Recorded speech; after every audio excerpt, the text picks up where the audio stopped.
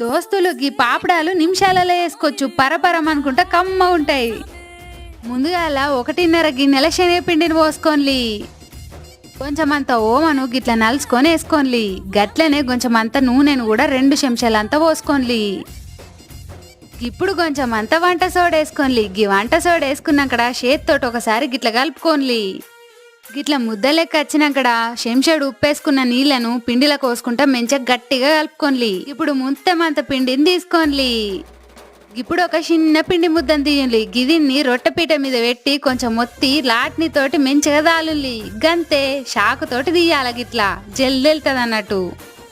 ఇప్పుడు పొయ్యి మీద గిన్నె పెట్టుకొని పాపడాలు గోలెంత నూనెను పోసుకోండి. నూనె ఏడైనాక పాపడాలు ఒక్కొక్కటి వేసుకొని గోలించుకున్నాడేగా.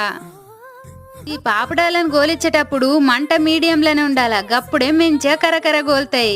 గిట్లా గోలినాక తీసుకొని తినుడేగా.